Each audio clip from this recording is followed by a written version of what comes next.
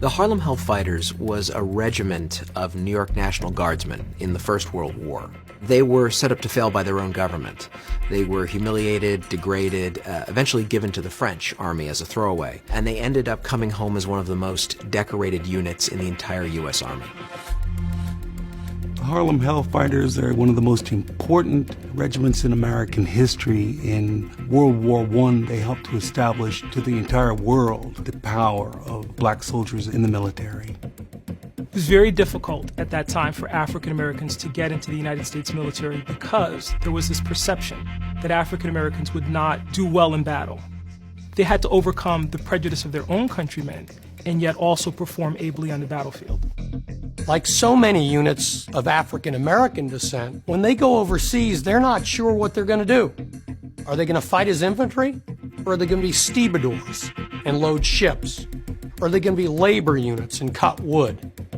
And so they're committed to labor duty, they're unloading ships, building latrines, those type of support services. And as you can imagine, these men have been trained and they're willing to fight, they're ready to fight, and this is stressful for them. They were finally given to the French army, which in a way was an even greater insult because in the First World War, when the United States entered, General Pershing, the commanding officer, was very clear that American forces would not be fed piecemeal into the French and British army because the French and British wanted reinforcements, and Pershing said absolutely not. When Americans join this war, they will fight as an American force under an American flag led by an American general. ... except for the black guys. You can have them.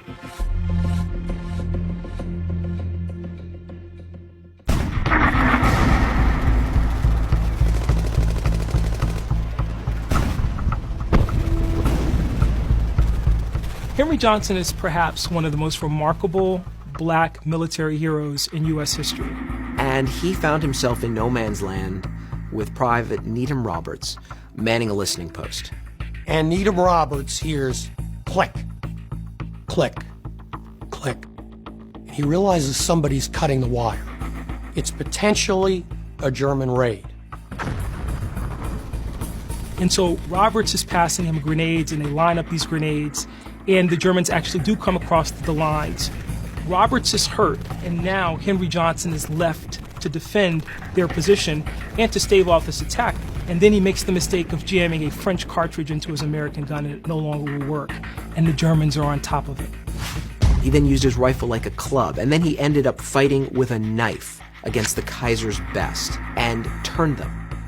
He's wounded in the fray. He's struck, for example, in the foot, and has a debilitating injury as a result. And he fights them off, he says, for what seemed like an hour. The Germans ran shrieking into the night, all because of one man. It's not until the next morning that people realize what a tremendous act this was. They discover 4 bodies of dead German soldiers. And they also realize from the equipment and other things that are left behind that as many as 30 may have been involved in this altercation. As soon as he drove off those Germans, the French awarded him with the Croix de Guerre, a great honor. Unfortunately, it took about 75 years for the U.S. government to give him the Legion of Merit. Had he been white, he would have walked out of that war with the Medal of Honor.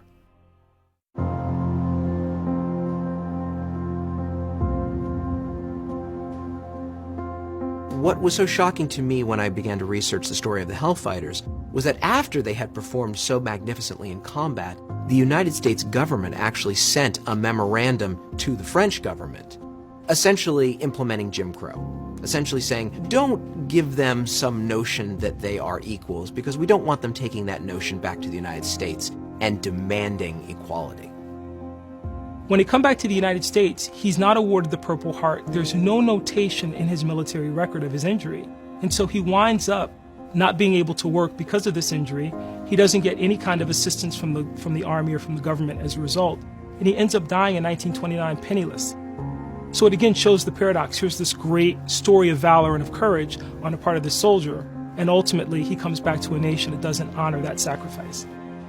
We tend to think we all know American history so well, but the story of the Harlem Hellfighters should be one of the first stories told. It wasn't about killing other people, it was about being Americans and serving their country well. That was the inclination of the Harlem Hellfighters.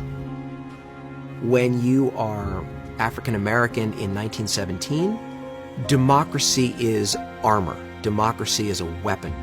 And to fight for a war to make the world safe for democracy was something more than just some ethereal crusade for the Hellfighters. It had concrete results. They were fighting for the rights to be a citizen of the country that they were born in.